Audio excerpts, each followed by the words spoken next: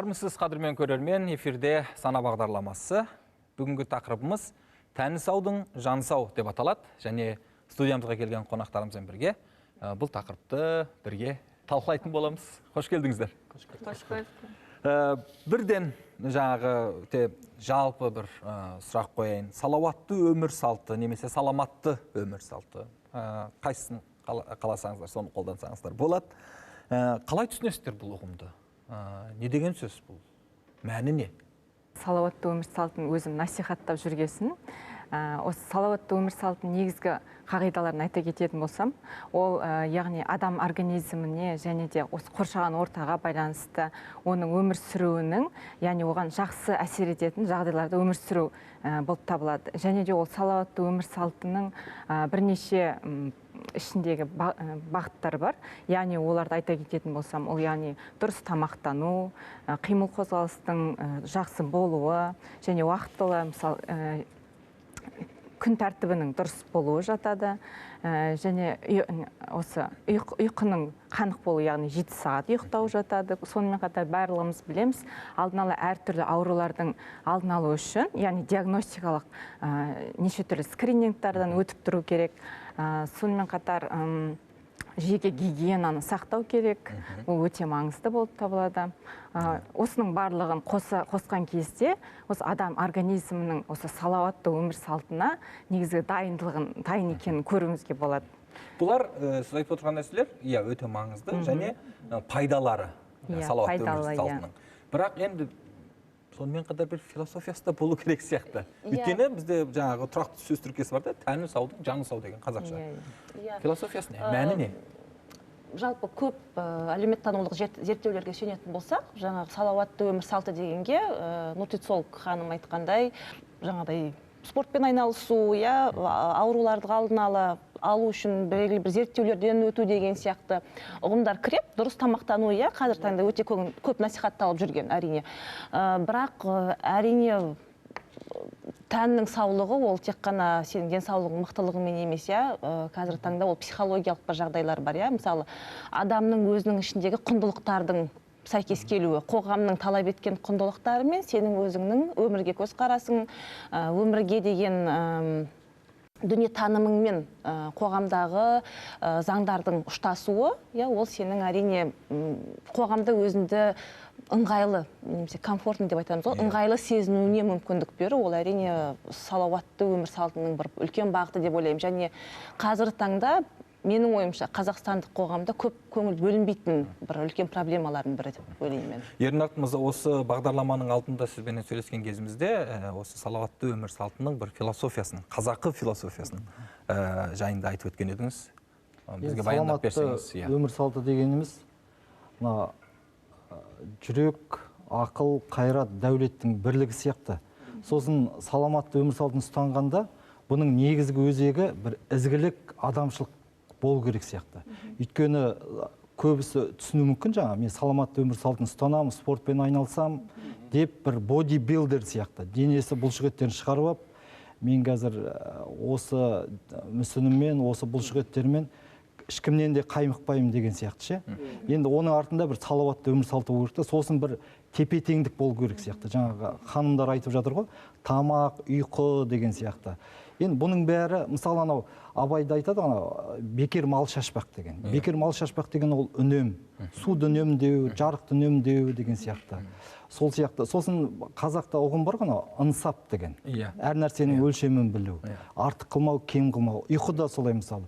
Енді мамандар айтады ғой, кемінде 7 сағат, бірақ 8 сағаттан артық ұйықтамау керек деп. Қазақта мақал бар екен, сарман тауда салқын жоқ, санал ерде ұйқы жоқ деген. Енді осы ұйқының алдына артық деген сөзді қосып болады да.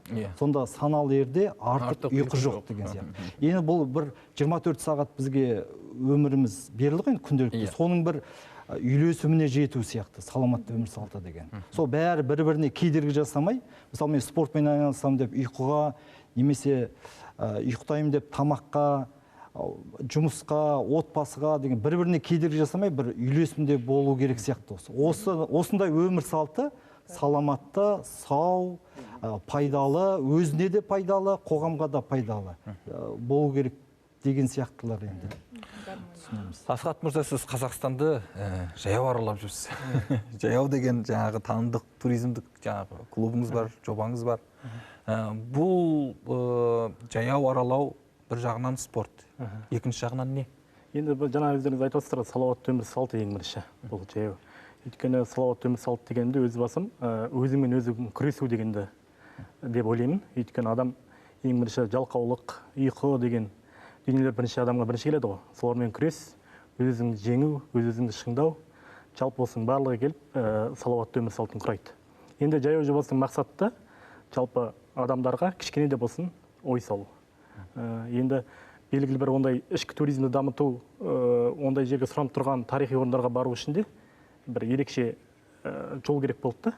Енді сол жерге бір жаяу баратын болсаң, қоғамның назарын кішкене өзің аударасың. Сол арқылы қоғамға кішкене де болсын салауатты өмірді сақтауға, өзіңнің мақсатыңа жетуге насихат деп ойлаймыз. Ал енді мынау сіз қаншама шақырым жаяу жүресіз. Мұндай жағдайда ұйқыны, демалуды қалай ыңғайлайсыз? Енді белгілі бір режимге бағынған жоқпын, бірақ өзім алдыңғы дайындықтарда бұны ескердім. Енді жолдың бағытына да байланысты. Өйткені далада жүру мен қалада жүрудің екеуінің айырмашылығы өте үлкен, жер мен көктей. Өйткені қалада енді теп-тегіс тротуардың үстінде жүресіз, бірақ далада енді сарыарқаның белін білесіз, ойқы-шиқы жерлермен жүрген кезде адамның жаңағы алдында дайындап қойған дүниелерің керексіз болып та қалуы мүмкін. Сондықтан да тек қана өзіңе сеніп, өзіңнің тәжірибеңе сеніп, сол жолды өтуге тырыстық. Ернат мырза, сізде жаңағы белесебетіңізбенен аралайсыз. Иә, белесебетпен аралаймын. Енді 6 жыл бұрын осы Астанада басында осы жұмыстан үйге дейін 6 шақырым ғой, барып келу 12 шақырым, солай бастадым. Одан кейін ол шында қоғам назарын аудара бастады. Сонда бұл белесебет, бұл жерде велошеру не үшін дегенде бұл насихат құралы. Жаңа Асхат бауырымыз айтты, анау бір адамдардан бөлек бір істі қолға алып, соған бастамашы болған кезде бұл неге жаяу жүр, сонша жүр. Қазір енді техника дамыған ғой. Тіпті ұшақпен де баруға болады, пойызбен баруға болады, индрайвер таксимен баруға болады, өз көлігімен баруға болады деген сияқты. Бұл неге жаяу жүр, бұл неге велосипедпен жүр деген кезде адамның назары ауады. Сол кезде жаңа басымызда айттық қой, саламатты өмір салтының бір түпкі өзегі ізгілік, адамшылық болу керек деген сияқты. Сонда бір елдік істерге шақыру, қоғамды бір селт етіп, бұл неге жаяу жүр, бұл неге велосипедпен жүр деп селт етіп қараған кезде сондай бір идеяларды айту, соған шақыру деген сияқты. Сосын велосипедпен жүру ол тек қана денсаулықты жақсартпайды. Ол қалтаға да үнем, ақшаға үнем, уақытқа үнем. Мысалы мен автобустардан ерте келемін осы жерге. Кәдімгі сан рет мысалы осы мен бара жатқан мысалы үй жағымнан Қазмедиаға бара жатқан жолдасым айтам, міне, содан бірінші кеп тұрамын мысалы. Олар кептелісте тұрған кезде сіз? Олар біріншіден кептелісте тұрады, одан кейін автобус әр аялдамаға тоқтайды ғой. Оның іші қапырық болады, елдер және қазір адамдар ашулы, жүйкесі жұқарған деген сияқты. Сол ана оның ойы да бұзылады да ол жерде.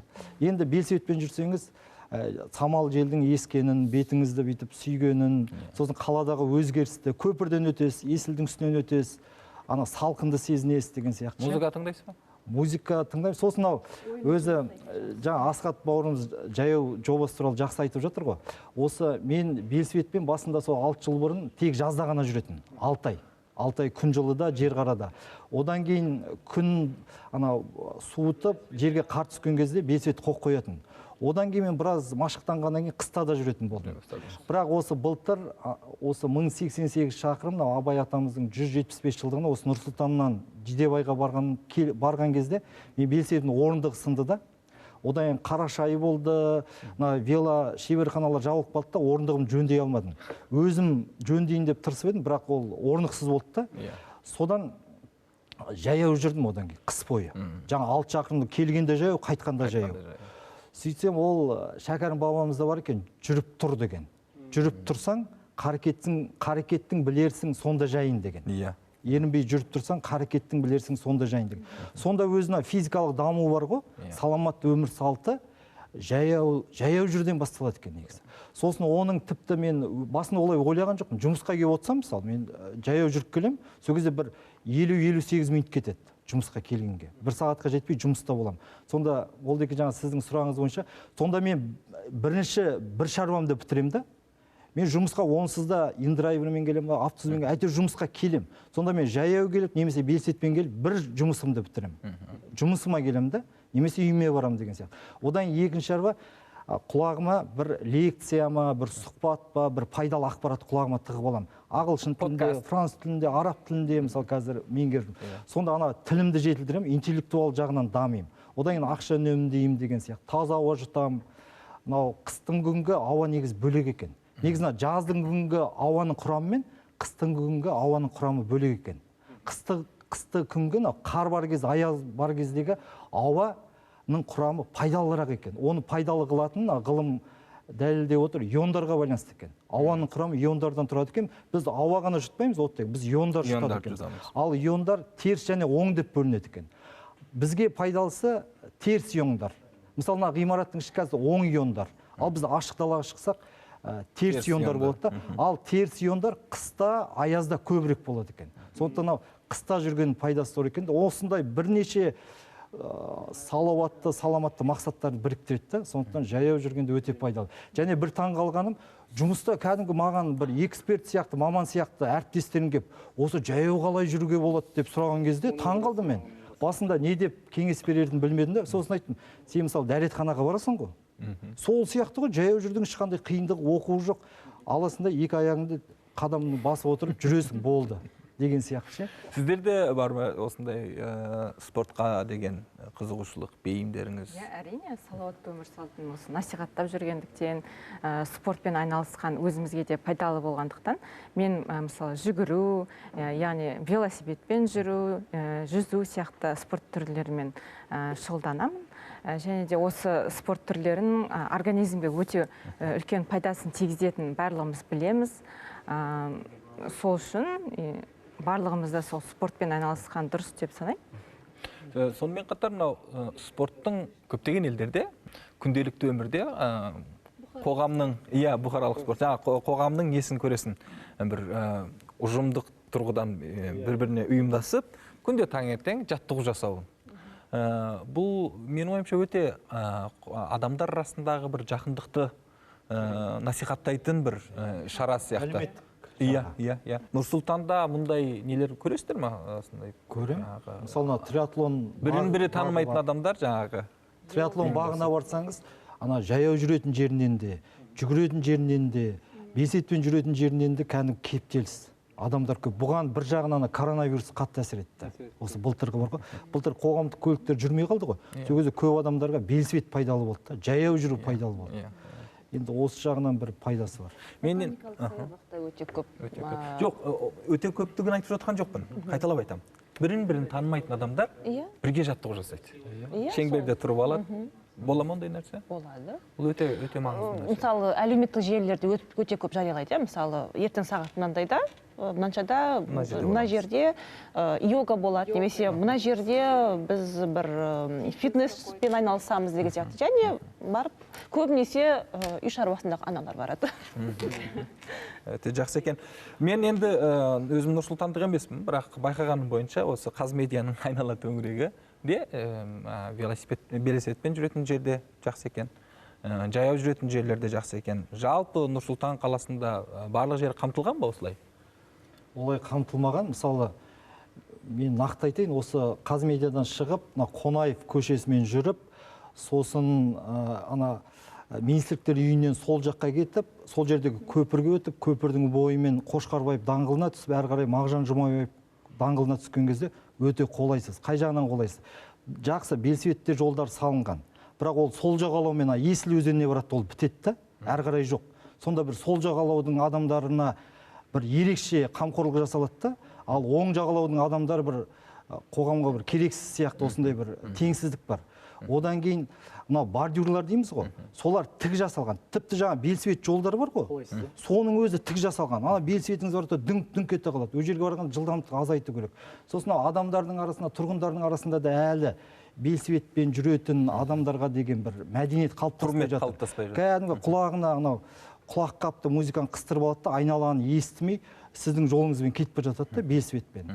Енді осының бәрін ашуланбаймыз, жүйкеміз, мен мүлде жүйкеме тимейді, ол өйткені бірте-бірте болатын нәрсе ғой. Айтып, ескертіп, күлдіріп, сөйтіп көңіл күй сыйлап өзіме де ше. Өйткені мынау жүйкеге тию, жаман сөз айтуда саламатты өмір салтының оның сипаты емес. Өзі ойдан, санадан, сөзден басталады ғой негізі. Одан кейін әрекет деген сияқты. Енді осы жағынан келгенде әлі де жеткіліксіз. Сонымен қатар мынау қаланың барлық тұсының велосипедшілер үшін, жаяу жүргіншілер үшін қамтамасыз етілу үшін бұл инструменттерді қолданатын адамдар ұжымдасуы тиіс, коллектив түрде өтініштерін білдіру керек. Басқа да қандай жолдар бар? Сіз өзіңіз айтпақшы, ол ұжымдық түрде, егер қоғамнан талап болатын болса, қоғамның сұранысы болатын болса, онда әрине қаланың ішіндегі инфрақұрылым да өзгереді. Соған қарай ыңғайланады. Ол билік бірде мысалы, енді мойындау керек, бізде мысалы кейбір спорт кешендері бос тұр, мысалы мақсатына қарай пайдаланбайды дейді. Яғни не істеу керек? Оны себебі оған қазір халықтың арасында сұраныс жоқ. Мүлдем жоқ деп айта алмаймыз. Белгілі бір қауымдастықтар бар, локалдық өздері ұйымдасып жасайтын, немесе сол спортпен шұғылданатын. Бірақ оның санын арттыру, қоғамның арасындағы насихаттың мықты болуы, әрине оны болашақта ол спорт кешендерінің мақсатты түрде пайдалануына алып келеді. Тура сол сияқты қоғамның арасындағы сұраныстың өсуі, ол болашақта қаланың инфрақұрылымының да дамуына, сол бағыттағы қоғам белсенді болу керек қой сонда. Иә, қоғам белсенді болу керек. Белсенді болу үшін не істеу керек? Сонымен қатар неше түрлі жарыстар ұйымдастырып тұратын болса, мысалы велосипедтен де басқаша насихаттар, солар көбейсе, адамдар қызығушылық артады деп ойлаймын мен де. Алматыда осы марафон болып тұрады. Астанада да, Нұр-Сұлтанда қалай? Нұр-Сұлтанда да болып тұратын. Наурыз марафон деген бар, сосын BI групптың ұйымдастыратын марафондары бар. Сосын түрлі Астана 20 жылдығына деген биыл мысалы 30 жылдыққа байланысты ұйымдастыруға болушы еді, бірақ індетке байланысты ол жақтарына ешкім ынталы болмай жатыр ау деп ойлаймын. Мен де жаңағы қазір соңғы кезде Түркістан қаласына көптеп барып жүрмін. Арыстан баппенен Арыстан баптың кесенесімен Түркістан қаласының арасы 40 километр екен. Нағыз бір марафондық не? Түркістан қаласында сондай бір марафон жасаса, әрі мағыналы да болады жаңағы Арыстан бап Яссауи екеуі. Біз алдағы уақытта жоспарларымыз да бар. Мысалы Қызылордада Қорқыт Атаның бабаның басынан осы Яссауидің басына дейін осы жаяу жүру марафоны алдағы уақытта болады. Сонау Қызылордада. Қызылордадан Түркістанға бару. Алдағы жоспарда. Жаяу жүрген кезде сіздер ен далада жүресіздер ме, әлде жаңағы анау асфальт жолдың үстінде жүресіздер ме? Енді біз көбінесе далада да жүруге ниеттеніп көрдік. Енді ол өте қиын болады. Өйткені жаңағы шөп қалың өскен жерлер болады, кейдер бұдар таулы жерлер көбінесе. Сондықтан да біз жолмен жүруге тырысамыз. Бірақ біздің қазір осы бағытындағы жол өте қиын болды. Өйткені бұл халықаралық жол болғандықтан, мынау Қарағанды мен Шеттің арасындағы жол өте әлі жөндеу үстінде 50% ғана біткен. Өте маған мініп түсу, барлығы өте уақыт жағынан да өте тиімсіз болды. Әрі қарай Ерекең білет, Шеттен әрі қарай Ақтойға қарай жүрген кезде бұл Сарыарқаның белі. Нұра өзені бері қарай, Тоқырау өзені әрі қарай ағады. Бұл сол Шеттен әрі қарай Ақтойға барғанша бір тауға шыққандай болдым. Сондай бір ерекше сәттер болды. Велосипедпен қыдырғанда, жаяу жүргенде, қалай деп айтсам болады, аталарымыздың анау көшпенді рухын сезінген сәттеріңіз болды ма? Болады. Тылсым оқиғалар көп болады. Өйткені мынау салауатты өмір дегеннің өзі бір табиғатпен адамның егіз екенін ұғынасың да, өте жақын екенін. Өйткені Ерекең енді музыка тыңдапты, мен бірақ жолда музыка тыңдаған жоқпын, көбінесе сұрақ қояды маған неге тыңдамадың. Өйткені мен әрбір бір құстың дауысын, әрбір табиғаттың бір дауысын өзім бір сезіммен білді. Өйткені қалада біз көп уақытымызды қалада жоғалтып қойдық қой. Сол ауылға деген сағыныш, ауылдың сол әрбір өзім бала кезіндегі дүние көз алдыма келгендей болды. Әрбір тауды, әрбір жолдағы тарихи орындарға қарап, бір ерекше бір байланыс. Сосын жаяу адамның өзі бір төбеңнен күн қарап тұрады, жаратқан. Өзің, сосын жер ғой, үш байланысты. Өзіңізді бір жолда кейде құс сияқты сезінген кездерде болды. Құс сияқты бала кезде жүрген сияқты. Сондай бір ерекше үлкен мәселелер болды. Тағы бір ерекше айта кететіні, енді бұл жерде айтуға бола ма, болмай ма, бір бұлттың еріп жүргені болды маған. Сол Қарағандыдан шыққаннан бері, сол менің кейбір кездерде енді өзімді таңғалдым. Күн ыстық уақытта, сол бір 4 сағат, 5 сағатқа дейін күнді, сол жалғыз бір шөкім бұлт қорғап тұрған кездер болды. Оны енді ана таудың басына шыққан кезде сол бұлт менімен қоштасқандай әсер болды да, сол жоқ болып кетті. Сондай бір ерекше оқиғалар болды.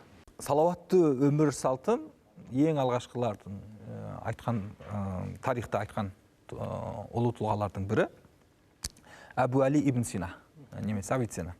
Былай депті, денсаулықты сақтаудың шарттарын айтыпты. Тағамды таңдай білу, денені шынықтыру және таза ұстау дейді. Бұл критериялар осыдан қаншама жыл бұрын, ғасыр бұрын айтылды. Бұл критерияға тағы басқа да критериялар қосылды ма? Әлі бұл үш критерия әлі күнге дейін не ма? Сол күйі ме? Әлі күнге дейін өзекті, және де қазір мынау технология дамыған заманда мынау ұялы телефонды дұрыс қолдану. Енді бұл да бір өте бір өзекті мәселе деп ойлаймын. Өйткені қазір біздің мынау жастарды, көбінесе мектеп оқушыларын көрсеңіз, көбіне көзілдірік тағады. Енді біздің мектеп оқушымызды, баламызды сабаққа апарған кезде бұны күнделікті көріп жүрміз.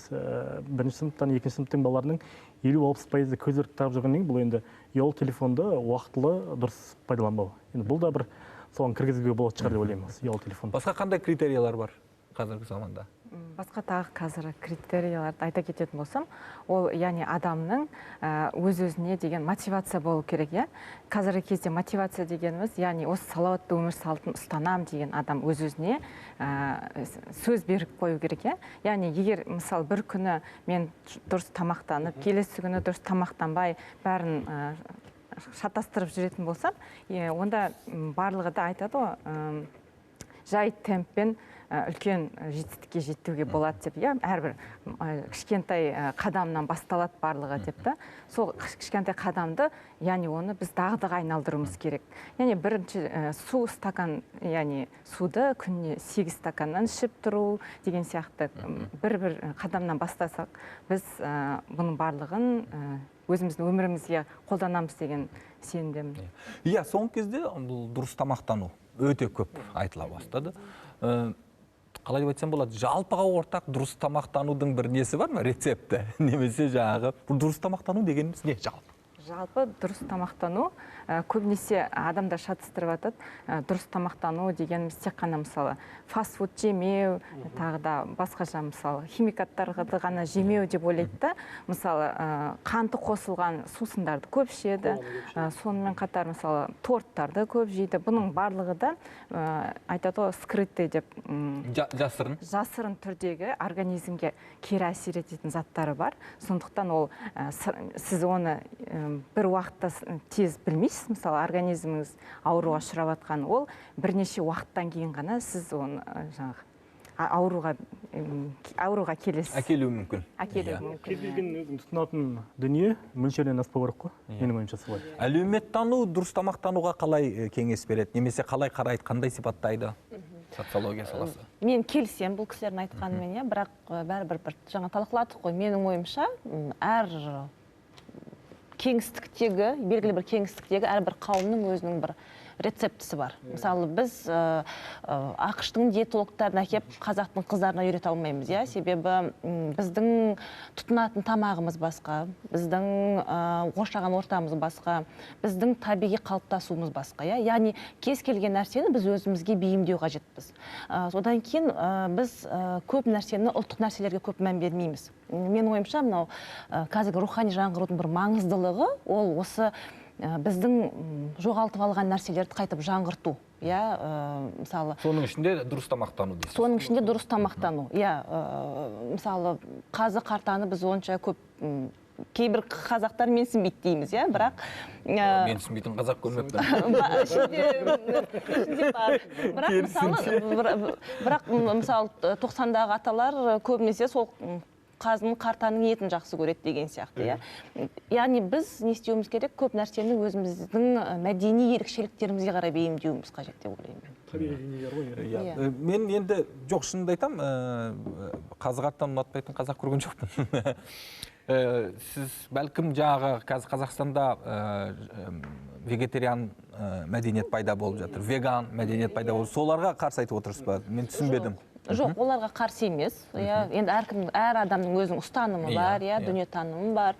Бірақ өзім кездестіргенін айтып отырмын. Түсінікті. Жай ғана сіздің тәжірибеңізде болды. Түсіндім. Мен жай ғана нақтылағым келді да. Расында да вегетариан, веган демекші. Сіз айтып отырсыз, жаңағы әр қоғамның, әр этникалық топтың өзіндік ғасырлар бойы келе жатқан тағамдану, тамақтану үрдісі бар. Одан алыстамау керек дейсіз. Ал екінші жағынан қазір жаңа салт дәстүр келіп жатыр, вегетариандар, вегандар. Оларға қалай бұл жағдай, мысалы үшін жаңағы ата-бабалары ғасырлар бойы ет жеген адамдар? Енді ол негіз бұл мамандардың шаруасы ғой. Мен мысалы оған ештеңе деп айта алмаймын. Бұған мысалы Алтынай ханым нутрициолог қой. Осы кісілер іздену керек, осы кісілер жанашырлық таныту керек деп ойлаймын. Бұл жерде кәсібилік керек қой. Бір жағынан жаңа Алмаш ханым айтқандай өзіміздің ұлттық құндылықтарды, ата-бабадан жалғасып келе жатқан құндылықтарды қорғай отырып, бірақ пайдасы мен зиянын айта отырып, солай енгізу керек деп ойлаймын. Мысалы, бізде құйрық май, сосын қойдың жамбасының майлы болады ғой. Соны көп адам жей алмайды. Ал негізі ондай тағамдарды қадірін осы жаяу жүргенде, ұзақ қашықтыққа бесетпен жүргенде адам сезінеді екен.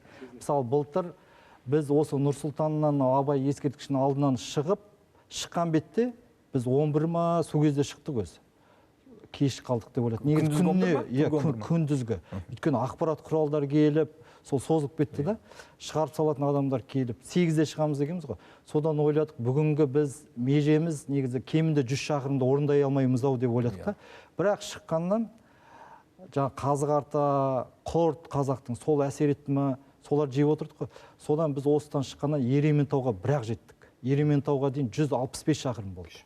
Содан сол жерде Сайлау Байбосын деген ақын этнограф ағамыз қарсы алды үйінде. Одан кейін сол кісі бізге қойдың жамбасы бар, май, соны салып берген ғой. Басынан жейміз ба, жейміз деген ой болған жоқ. Бірақ ана жақтан шыққан кезде кішкене шаршадық. Содан бір күнде желді болды. Ертеңінде күн бұзыла бастады, салқындады. Сонда бір тоғанның ішінде отырып, ық жерге. Содан жаңағын алып, нанға, бауырсаққа жағып, майдың өзін жеген кезде бар ғой. Жеген сайын жегіңіз келе ма? Жеген кезде кәдімгі осы отырған бетімізде тамырларымыз, бұлшық еттеріміз арқылы қалай ағзамызға күш бітіп жатқанын білдік та. Кәдімгі терминатор сияқты ма. Содан екінші күні біз сол күні Павлодарға бірақ бардық. 166 шақырым жүрдік. Сонда қымыз, құрт, неге олар бізге ата-бабамыздан келді, жетті? Неге қазіргі заманда оларды тұтына алмай жатыр қазақтар, қазіргі заманның адамдар? Өйткені қимыл азда бізде. Бізде омалып, телефонға қарап, экрандарға қарап, омалып отыра береді. Бізге кәдімгі ата-бабаларымыз сияқты бір қимылдау керек. Енді қазір ата-бабаларымыз кезінде мал бақты, көшпенді, салт болды, ондай қазір жоқ қой енді көп жерде. Қалада тұрады көбісі. Сондықтан белсветпен, жаяу жүріп, бізге бір қазақтарға белсенді түрде тер шығару керек, белсенді түрде жұмсау керек. Сонда біз ұлттық асымызды сақтай аламыз да. Егер біз қимылсыз болсақ, егер біз бұлжырап отыра берсек, езіліп бар ғой, семіріп мысалы, онда біз ата-бабамыздың тамағын жей алмай қаламыз. Егер жесек, немесе жесек, зиянды болуы мүмкін. Өйткені сен қозғалмайсың. Жалғастырып кетсем, мен жолда жүргеннен кейін айтайын, жолда енді дұрыс тамақтану жағынан банан, алма сондай алып шықтық қой. Бірақ енді жолда оның барлығы бола бермейді ғой, ауылда. Сонда біз ауылға соққан кезде көбінесе мамыр айының қымызы арқада әсіресе ерекше болады. Сол қымыз, жолда апаларымыз сол құрт салып берді. Енді су енді бүкіл жерде жеткілікті бола бермейді ғой. Сол кезде мынау қымыз, арқада сумкада қымызды ішіп, осы құрт жеп, соның бір ерекше бір күш қуат беретін сезіндім. Соны кеше бір ютубта да видео шығардым ғой, жаңа Ерекең жақсы айтып отыр. Қымыз, құрт, мен өзі соның барлығын айтып, Қ витамин дедім де, сол. Жаңағы құйрықтың майында қосқа болады екен, Қ әрпіне. Қазақтың өзі Қ-дан басталды. Мен келсем, бірақ модернизацияны біз бәрібір қабылдауымыз керек. Яғни біз не істеуіміз керек, біз тепе-теңдікті ұстауымыз керек.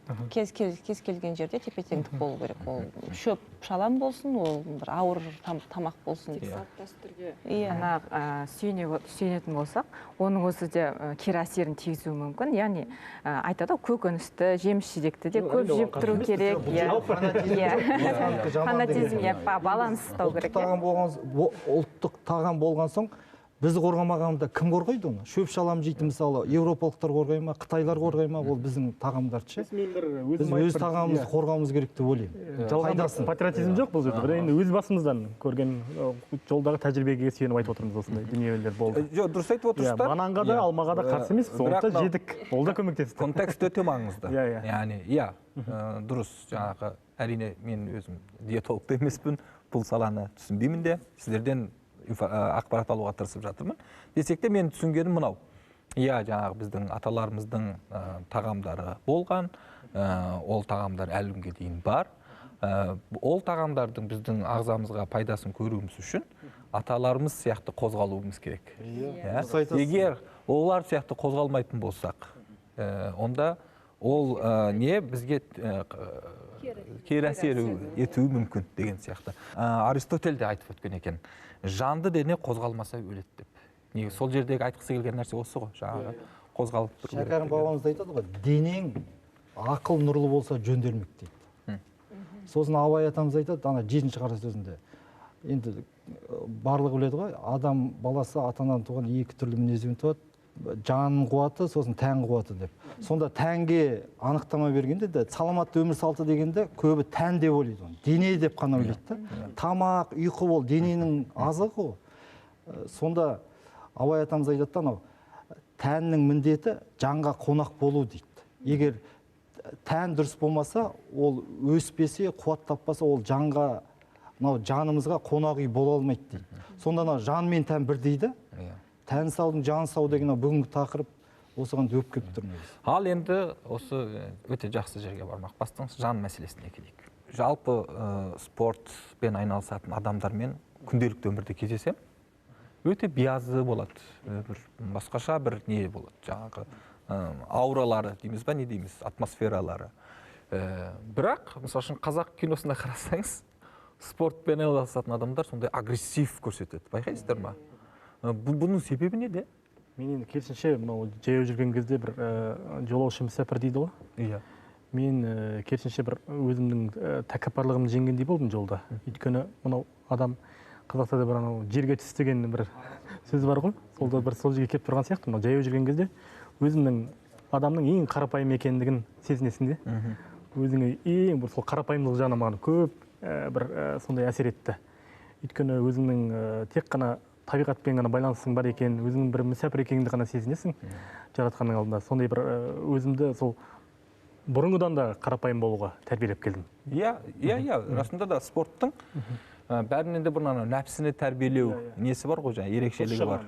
Таңертең сағат, мысалы үшін күнде сағат 7-де тұрам, жүгірем дегеннің өзі нәпсіңе не келеді? Ауыр келеді. Өзіңмен өзің күресу ғой. Сен өзіңмен өзің күресесің, таңғы сағат 7-де тұрып жүгіресің деген сияқты. Сондықтан да спорт тек қана тәнімізді емес, біздің рухымызды да баулайтын, емдом болатын нәрсе. Анау кімде гректерде де бар ғой, гимназиум деген, гимназия деген, ең алғаш Аристотельдің құрған мектебінің екі мақсаты бар еді. Бұл мектепте оқитын жаңағы, ол кезде ер балалар оқиды тек қана, ер балалардың жаңағы тән саулығын қалыптастыру, сонымен қатар бұларға философияны үйрету, яғни жанының саулығын. Сондықтан да мысалы үшін гимнастикада сол гимназиумнан келеді, сонымен қатар жаңағы жан дүние де тәрбиелейтін жер ретінде мектеп мағынасындағы гимназияда сол жерден келеді. Басқа қандай жанымызға жағымды? Менің ойымша спорт ол құндылық, бірінші кезекте. Адам үшін құндылық, Егер спорт адам үшін құнды болмаса, ол онымен айналыспайды. Яғни спорт деген құндылықтың ішіне өте көп нәрсені кіргізуге болады. Ол сенің денсаулығың, ол сенің белгілі бір ойыңды жүйелейтін ғадет болуы мүмкін. Мынандай бір Инглхарттың бастамасымен, социолог, политолог Американың, сол кісінің 70-ші жылдардан бастап жүргізетін зерттеуі бар. Лонгитюдты зерттеу, World Value Service, әлемдік құндылықтарды зерттейтін организация, ұйым. Және сол ұйымның қорытындысы ретінде ол кісі өзінің бір көзқарасын ұсынды. Қазіргі қоғамдардың құндылықтарының өзгеру туралы. Сонда ол мынандай бір қорытындыға келеді. Бірінші кезде, трансформациялық кезеңде, бұл біздің Қазақстан үшін мен ойымша 90-шы жылдар болды деп ойлаймын, 2000-ші жылдар. яғни бірінші мақсатта бізде экономика болды. Біз қоғамның денсаулығына, оның рухани дамуына онша мән берген жоқпыз, иә. Біздің ойымызша, біз материалдық жағдайымыз жақсартып алсақ, әрі қарай адам өзін дамытып алады деген ой келді. Бірақ айналып келгенде біз қазір көріп отырмыз, иә, кейбір заттарды қатар алып жүру керек, иә, яғни ол рухани сенің баюың, ол сенің спортты қалай тұтынуыңа да байланысты. Яғни мысалы жоғары тап өкілдерінің өзінің спорттары бар, орта тап өкілдерінің өзінің спорттары бар, яғни арнайы әлеуметтанулық зерттеулер бар соған бағытталған. Яғни бұқаралық спортқа келген кезде де біздің насихатымыз кең болу керек. Яғни бұқаралық спорт дегенде біз басқаша түсінеміз кішкене. Бізде бұқаралық спорт ол жоғарыдан төменге қарай бағытталған. Яғни сен айналысуың қажет. Біз оның бұқаралық спортпен айналысатын адамдардың санын көбейтуіміз қажет деген сияқты. Бірақ төменнен келіп жатқан сұраныс бізде әлі де басым емес. Сол бағытта бізде басқаша бір жұмысты ұйымдастыру керек па деп ойлаймын кейбір кезде. Яғни сенің спортпен айналысуың, ол сенің жан дүниеңнің де дамуына ықпал ететін бір бағыт сияқты болып көрінеді. Келісігі ол, өйткені спорт деген адамның бойында бір жыртқыштық қасиеттерді шығармау керек, керісінше. Оны бір мейірімділікке, сондай тәрбиелеу керек те, менің ойымша. Өйткені мынау көптеген спортшылармен айналысамыз, кәсіби түрде айналысып жүрген спортшылармен олимпиадаға баратын бауырларымыз бар, достарымыз бар. Көбінесе сондай үлкен бір биіктікке жеткен спортшылар өте қарапайым болады, менің пайымдауымша. Ал енді бір 3-4 жыл айналысып, қойып кеткен спортшыларда сол жаңа өзіңіз айтпақшы бір сондай іштегі бір сондай бір дүниелерді көріп қаламыз кейде. Бірақ енді жалпы айналып келгенде спорт деген бір бейбітшілікке шақыру керек қой адамды. Адамдардың бір-бірінің қарым-қатынасын арттыру керек, жақындастыру керек.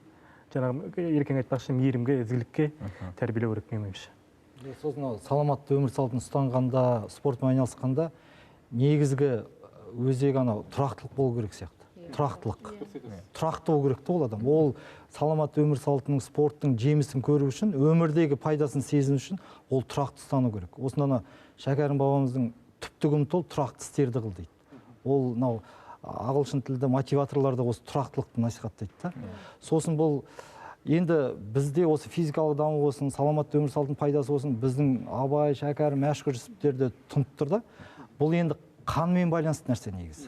Саламатты өмір салты деген ол адамның кәдімгі қаны бар ғой, сонымен байланысты. Өйткені қан мидың жұмысын жақсартатын, ана оттегіні миға дейін жеткізетін ол қан ғой. Енді осыны сосын Мәшекең айтады, өзі адам ішіне қан қызыл болып шығады, қара болып, қызыл болып кіреді, қара болып шығады дейді. Қызыл болып кіретінін ол оттегін айтып тұр, ауаны, иондарды айтып тұр да. Ал шығатыны ол көмірқышқыл газын бөледі. Ол енді біз үшін зияндау, адам ағзасы. Бірақ ол басқа бір жердегі бір тепе-теңдік табиғаттағы сияқты. Мына сұрақты қойғым келеді сіздерге. Спорт деп жатырмыз, дұрыс тамақтану деп жатырмыз. Осы екеуінің де адамның денсаулығына кері әсер ететін кездері бар ма? Болады, әрине. Өйткені мынау тәжірибелі спортшылар, мынау кәсіби спортшылардың барлығы жаралы менің ойымша. Өйткені көбісінің енді мынау травма дейміз ғой, көп алады мысалы. Мынау спорт жаңағы кәсіби спортшылардың бір дені сау деп мен толыққанды айтылмаймын. Өйткені көбінесе сол емделіп жатады. Өйткені олар белгілі бір жетістікке жеткеннен кейін енді көбінесе жаңа көрсеткіштерді алдыға шығарып жібереді. Ал енді мынау әуесқой спорт, енді адамның жаңа денсаулыққа бұқаралық спорт, ол бір тепе-теңдікті сақтау керек те. Сосын жаңағы ерекең айтпақшы тұрақтылық. Тұрақтылық бар жерде өзі бір жеңіс болады да, соны сақтау керек. Мына Қазақстан қоғамында, біздің қоғамда енді мынаны әлі ажырата алмай жатыр да, қоғамдық пікірде болсын. Мынау Асекең айтты ғой, кәсіпқойлық пен әуесқойлықтың ара-жігін ажырату. Бұл өзі дамыған елдерде ара-жігі ажыратылған. Мен енді өзімнің мақсатым, өзімнің миссиям, мен не насихатта, мен әуесқой спортты насихаттаймын. Өйткені бұның ара-жігін ажырату ол міндетті. Өйткені ол екі түрлі нәрсе. Және әуесқойлық деген, ол сіздің кәсіби бағытыңыз бөлекті, сіз онымен әуесқой ретінде айналысасыз. Ал спортшылар кәсіби, олардың табатын ақшасы да, атақ-даңқы да, мамандығы да, оққан, тоққан бүкілі сол да, олар онымен айналысуға міндетті, өйткені олар оның жұмысы. Ал әуесқойларда бұл қосымша нәрсе. Біздің қоғамда сол әуесқойлықты дамыту керек та. Сосын енді велошеруді былай деп айтамын, бұл велошерулердің мақсаты денсаулықты құрту емес, нығайту. Яғни оны велошеруді мысалы мыңдаған, жүздеген шақырым бәленбай күн жүрген адам қирап, буындары ауырып, аяғы ауырып, тамырлар шығып кетіп мысалы, давлениесі көтеріліп деген қаңғысы, ондай болмау керек. Ол сол шараны ұйымдастырудың алдында осының бәрін қарастыру керек. Яғни денсаулықты нығайта түсу керек та, нығайған сайын нығайта түсу керек. Ал егер ол құрта бастаса, онда ол жерде тамақ па, ұйқы ма, сосын әуесқойлықпен айналысқанда, осы қоғамдық саламатты өмір салтын насихаттаумен айналысқанда, жарыс дегенді мүлде, бәсеке дегенді, абай атамыз бақастық дейді ғой, осыны мүлде алып тастау керек деп ойлаймын. Өйткені жарысу, бір жерге осы уақытта жету, анадан озу, өзгеше болу деген, ол принциптерін бұзады да. Сондықтан сіз шамаңызға қарау керек адам. Өзі шамасы қай жерге дейін жетеді, мысалы күнде. Мысалы біз велошеру жасаған кезде күніне кемінде 100 шақырым дейміз. Бірақ енді басында айтқандай, одан артық болуы мүмкін, бірақ 100 шақырым жетеді. Ол деген бір сағатта 15 шақырым. 15 шақырыммен жүрген кезде ол қатты ентікпейсіз де. Оған кез келген адам жүре алады. Және бұл жерде ұзақ қашықтыққа велошеру жасаудағы үндеуіміз қоғамға. Біз сияқты мыңдаған, жүздеген шақырым жүру міндет емес ол. Ең басты міндет, миссия мынау болса деймін, Қазақстанда. Өзіңіз тұратын қалада, өзіңіз тұратын ауылда, елді мекенде велосипедпен жүруді әдетке айналдырсаңыз. Бұл экологияға да жақсы, табиғатқа да. Ал енді мына сұрақты сұрағым келеді. Психологиялық халі мүшкіл адамдар болады, травма алған болуы мүмкін. Олардың салауатты өмірге ұласуына спорттың бір пайдасы бар ма? Психологиялық жағдайдан егер де адам неше түрлі депрессия дейді ғой, стресс дейді, қазір стресске өте көп бейім болады. Ең біріншіден осы спортпен айналысудың алдынан осы психологиялық тұрғыдан жұмыс жасау керек. Неге, егер де сіз қатты депрессияда тұрсаңыз, сізге қанша жерден де спортпен айналыс, дұрыс тамақтан десе де, сіз оны құлағыңыздан мимо ушей дейді, қабылдамайсыз. Ең біріншіден мен ойлаймын, ол психологпен жұмыс жасау керек. Содан кейін барып, өзіне сүйікті қандай спорт түрі ұнайды. Мысалы, кейбіреуіне би ұнай ма, велосипед па, жүгіру ма, соны өзі таңдап, сонымен айналысу керек. Ал егер, мысалы, спорт тек қана осы жүгіру, тек саған велосипедпен нету деп қысым көрсетпеу керек. Әр адам өзінің ұнаған спорт түрімен айналысу керек деп ойлаймын. Сонымен қатар, тағы да салауатты өмір салты деген кезімізде, бағанағы Ибн Синан айтқан нәрсесі бар еді ғой, тағамды талғай білу, денені шынықтыру және таза ұстау. Тағы да сонан соң сіз жаңа технологияға абай болу жайында айттыңыз. Сіз яғни әрбір затты бір шақтан жасап тұру керек, яғни оны мотивация жайында айттыңыз. Тағы да бір осы критерияға енгізуіміз керек, тағы бір тақырып бар сияқты, психолог. Өйткені жаңағы адамның психологиясы дұрыс болмаса, ол салауатты өмір салты сүріп жатыр деп айта алмаймыз. Қаншалықты тәні өте жақсы жұмыс істесе де. Сондықтан да жаңағы қандай да бір депрессия кезеңінде, күйзеліс кезеңінде, психологиялық ауыр жағдайда болған кезде психологтарға барудың, одан жаңағы кеңес алудың өте көп пайдасы бар. Оны осы жерде айтып өтейік. Енді Ибн Синаның мынау үшінші критериясына тоқталайық. Қоршаған орта тазалығы. Жаңағы тағамды жарайды талғай жедік, дұрысын жедік, спортпен де айналыстық, психологқа да бардық, мотивациямыз да бар. Жаңа технологияны да дұрыс пайдаланамыз. Ендігі маңызды мәселе, егер қоршаған ортамыз таза болмаса, таза ұстамасақ, біз қаншалықты салауатты адам бола аламыз? Мүлде бола алмаймыз.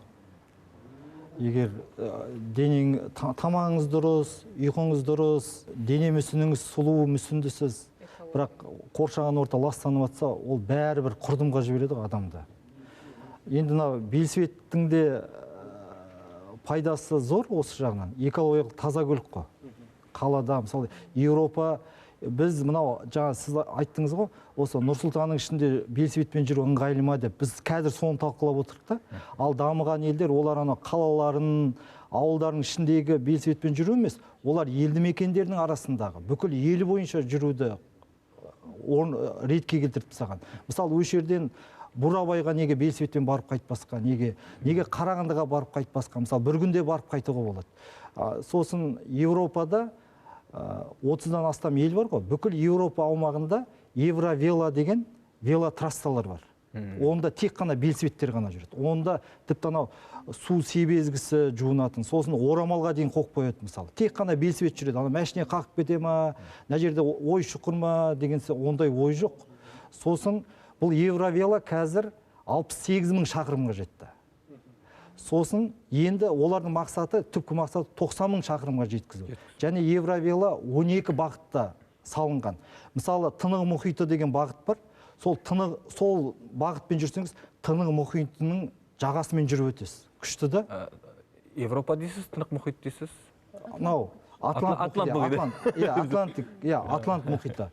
Одан кейін тәу ету деген жол бар. Мысалы, жаңа Асқат бауырымыз айтты ғана, Арыстан баб, Қожа Ахмет Яссауи, Пірбекет деген сияқты. Сондай өздерінің қасиетті адамдары, әулиелері, солармен ғана жүріп өтесіз. Сосын астаналары деген бар. Сонда анау 30-дан астам елдің астаналарын көріп шығасыз. Бұл жерде бір жағынан экологиялық таза, екінші жағынан ішкі туризм, халықаралық туризм мәселесі бар. Енді осы жағынан біз әлі кенже қалып жатырмыз да. Қоршаған ортаға енді адамның ішкі мәдениеті дұрыс болу керек, мен ойымша. Өйткені мен жолда жүргенде көп байқадым. Енді қаладағы ол күнделікті енді белгілі ғой жағдай. Қоқыс, енді бірақ далада көргенім, мысалы енді далада қоқыс ең бірінші сусынның бөтелкелері. Енді мен тіпті қасымда өтіп жатқан машиналардан жаңағы ішінде отырған адамдардың темекінің де жаңағы бөтелкені лақтырғанын көрдім. Енді бөтелке бір жағынан жаңа қоршаған ортаға зиян, екіншіден мынау темекіні лақтыру, бұл жаңа шөпке тисе, бұл жаңа өрт болуы да мүмкін. Сонда ойлаймын, бұл қоршаған ортаны ойлау бір адамның ішкі мәдениетіне де байланысты менің ойымша. Қоршаған ортаны сақтау, сонымен байланыс, ол жаңағы біздің тақырыпқа келіп тұр, тәннің саулығы, жанның саулығы. Яғни сен жаның сау болмаса, сен рухани соған дайын болмасаң, сен қоршаған ортаны сақтай алмайсың. Екінші кезекте ол мысалы тәннің саулығымен байланысты. Егер сен өзің тәніңнің сау болғанын қаласаң, онда саған таза ауа қажет. Онда саған таза кеңістік қажет. Яғни сен өзің қоршаған ортаңды ластауға ұяласың, былайша айтқан кезде бар ғой. Мен көп неге тарихи шарттылық деген нәрсе бар ғой. Яғни біз көп нәрсені жоғалтып алдық деп жатқанымыз сол. Біз көп жағдайда үйретпейміз. Мысалы, кейде көресің балаларына айтпайды, мысалы, таста деген сияқты. Немесе қазіргі Астананың немесе басқа бір үлкен қалалардың проблемасы деп ойлаймын, ол аялдамадағы түкіріп тұру, машинада отырған кезде есікті ашып түкіру, немесе темекі шегіп тұру. Сенің ол бірінші кезекте жаныңдағы адамға құрметтің жоқтығы, және өзіңе құрметтің жоқтығы. Болашақта біз осы бағытта жұмыс жасамасақ, онда біздің басқа жасап жатқан бағдарламаларымыздың бір тиым болатыны сөзсіз енді. Сосын адамның баласы бауырың деп Абай атамыз айтады, адамзаттың бәрін істейді. Осы өзекті да. Біз мысалы Қазақстан мұхитқа шықпайтын еліміз деп айтылады ғой. Бірақ біздің далаға, көшеге тастаған қоқысымыз мұхиттарды барып ластайды екен. Оны осы мұхиттанушы ғалымдар айтып отыр әлемдегі. Ол қалай барады дегенде, біз тастаймыз ба, жаңбыр жауады, Есілге барады, Есіл Ертіске құяды, Ертіс барады, солтүстік мұзды мұхитқа барып құяды. Сосын мамандар дабыл қағып жатыр. 2050 жылға қарай бүкіл мұхиттағы балықтардан пластиктер көп болады екен. Бұл деген сұмдық емес пе? Ана мұхит бұзылса егер, онда табиғат бәрі тепе-теңдік бұзылады. Сондықтан біз қоқыс тастауға бәріне абай болуымыз керек. Мысалы, Қазақстанның жолдарында жүрген кезде, үлкен жолдарда, трассаларда жүрген кезде, ең бір қынжылтатыны жол бойындағы дәретханалар тазаланбайды, толып тұрады. Ол толып тұрғаннан кейін қажетін адамдар қайда өтеді? Табиғаттың арасына барады, ол да бұзылады мысалы. Сондықтан енді оған жауапты Қазавтожол деген ұйым ба? Соларға енді бұл осыны ескерсе деп ойлаймыз да. Қазір ең көп қоқыс өзі бетперде, байқадыңыз ба? Жолда да, мысалы қалада да көбінесе сол бетперде шашылып жатады енді. Қазіргі уақытқа байланысты. сонымен қатар осы мен қосатыным осы су, сосын электроэнергия, соның барлығында ысырапсыз, яғни үнемдеу солда да бұл жатады, иә, бұл мәдениеттің бір түрі болып табылады деп ойлаймын. Мынау ұзақ жолдардағы әжетханаларды таза ұстаудың бірден бір жолы басқа елдерге қарау, не істеп жатыр екен. Мысалы үшін Америкада, ақш-та, дәлірек айтқанда, Канадада солай шығар деп ойлаймын. Ұзақ жолдарда өте көп жаңағы тамақтану орындары бар. Тамақтану орындары болған жерге адамдар келеді, ол жерде расында да жаңағы адам екендіктерін ұмытпай туалетті, әжетхананы дұрыс қолданады дегендей. Түркияда да сондай жаңағы міндетті түрде тамақтану орындары бар. Бәлкім бізге де сондай бір арнайы бір не жасауымыз керек шығар. Жүйе жасауымыз керек шығар. Мен қаланың сыртын айтпай ақ қойын, қаланың ішін айтайын, иә. Қаланың ішінде бізде қарапайым қажеттілігімізді өтейтін жерлер өте аз. Иә? Мысалы, Европаға барсаңыз, мен өзім алғаш барған кезінде, менде сондай бір ұстаныммен бардым. Өте көп кафелер бар, кіретін жерлер бар, бірақ рұқсат етпейді деген ұстаным болды. Менде басында мен ұялатынмын. Одан кейін жаныңа қарайсың, көресің, саған кірме деп ешкім айтпайды. Ал бізде сен белгілі бір жаққа кіру үшін сен сол жаққа кіріп тапсырыс беру керексің, немесе сол жердің клиенті болу керексің деген. Сен емін-еркін кіре алмайсың көп жерлерге. Мен өзім емін-еркін кіре беремін, маған ешқандай. Етпеде туралы айттық қой. ақш-та Defenders of Shark деген, яғни акуланы қорғаушылар деген ұйым бар екен. Солар осы жақында мұндай мәлімет жариялады. Осы пандемия басталғанға дейін олар айына 70 бетперде жинайды екен, жаңа іліп алады екен мұхиттардан. Енді коронавирус былтырдан қалай басталды? Күніне емес, минутына 150 бетперде жинап алады екен. Бұл солардың ресми мәліметі, олар сонымен айналысып отыр ғой. Енді осыны қарасақ, біз енді адамзат бар ғой, қазір 7,5 миллиард адам бар, біз бір бауырымыз ғой, енді осыны біз сезінуіміз керек деп ойлаймын. Бәрі табиғат ортақ, күн ортақ, жер ортақ қой. Бүгінгі тақырыбымызда жаңағы дұрыс тамақтану, дұрыс тағамдану мәселесі бар еді, соны тағы да біраз кеңінен ашып өтсек. Сөзсіз де дұрыс тамақтану, қалай дұрыс тамақтану? Негізін айта кетсем, иә. Дұрыс тамақтану негізі ең біріншіден осы зиянды әдеттерден аулақ болып жатады. Яғни алкоголь, жаңағы темекі шегу, есірткі сияқты бұл барлығымыз білеміз. Біріншіден, екіншіден ол яғни организмге зияны келетін тағамдарды жемеу. Яғни қазір білетіндей фастфуд, қанты көп тағамдар, сонымен қатар неше түрлі консервант, ароматизатор дейді ғой, соның барлығынан аулақ болу керек. Анда-санда дегенде ол әркімге қандай анда-санда деймін. Мысалы, бір адамдар бір аптада бір жеуді анда-санда дейді, кейбірі айына бір жеу деген сияқты. Оны әр адам өзі шешеді. Яғни егерде мысалы, адам дұрыс тамақтануы көбінесе аурудан кейін келіп жатады. Мен байқағаным, өз еркімен келетін адамдар өте аз, 3-4% шығар ондай адамдар.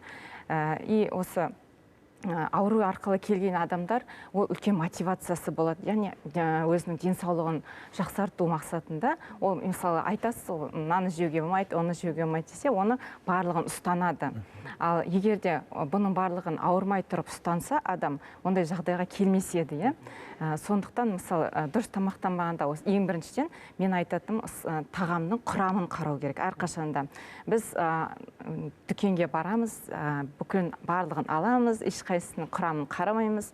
Ал артында жазылып тұрған неше түрлі химикат болсын, бұның барлығын балаларымызға береміз. Бұл балалық шақтан келетін әдеттер, яғни привычка дейді ғой, тамақтану мысалы нанмен тамақ жеу деген сияқты әдеттер, бұның барлығы бізге балалық шақтан келіп жатыр. Бұны бірақ дұрыс тамақтану деп айта алмайсың, яғни дұрыс тамақтанудың негізі ең біріншіден ол режимді ұстану керек. Яғни күніне 3 рет немесе 4 рет ол адам организмі мысалы спортпен айналысатын болса, ол мысалы 4-5 рет ішуіне болады. Ал егерде интеллектуалды жұмыс жасайтын болса, 3 рет күніне тамақ ішкен жарап жатыр деген сияқты. Сонымен қатар суды көп мөлшерде ішу керек. жеміс жидек, көкөніс, оны барлығымыз білеміз. Сонымен қатар тамақ құрамын өте жақсы зерттеп тұру керек. Яғни құрамында көп мөлшерде мысалы витаминдері, минералдары көп тамақтарды жеп тұрсақ, бұл организмге өте пайдалы. Сонымен қатар тамақты қалай пісірген, яғни қуырып пісірсе, бұл өте зиян болып табылады. Яғни канцерогендер бөлінеді, бұл рак ауруына әсер етеді.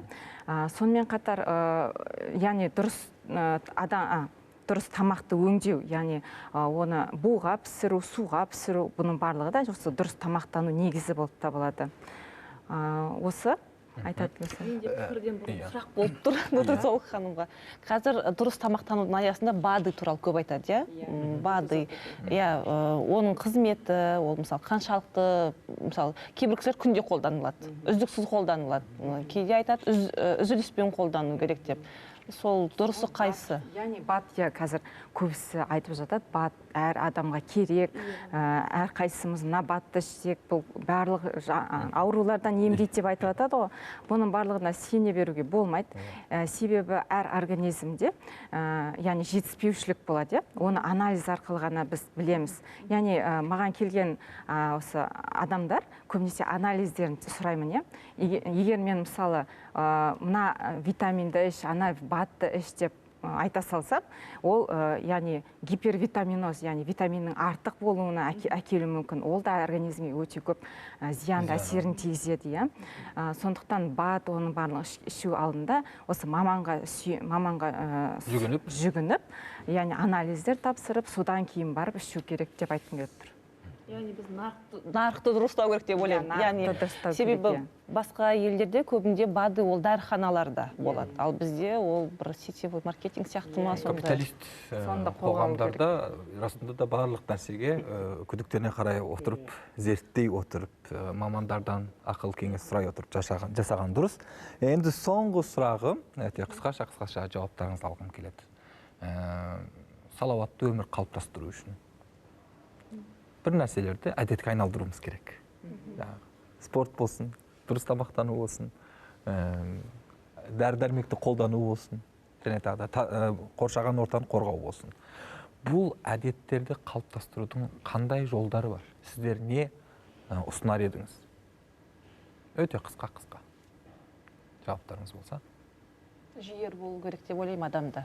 Себебі адамның жігері болмаса, ол қанша насихатталсын, ол адамға қаншалықты үйретілсін, адамның өзінің бір мотивациясы, түрткісі болмаса, онда ол салауатты өмір салтына келу қиын. Бірақ екінші кезекте, егер ол үнемі еститін болса сол туралы, үнемі көзінің алдында сол ақпарат, дұрыс ақпарат болатын болса, онда ол сол нәрсеге үйренеді. Өзін сол нәрсеге тәрбиелеуге тырысады. Сондықтан да жұмыс екі бағытта да жүру керек деп ойлаймын. Басқа қандай?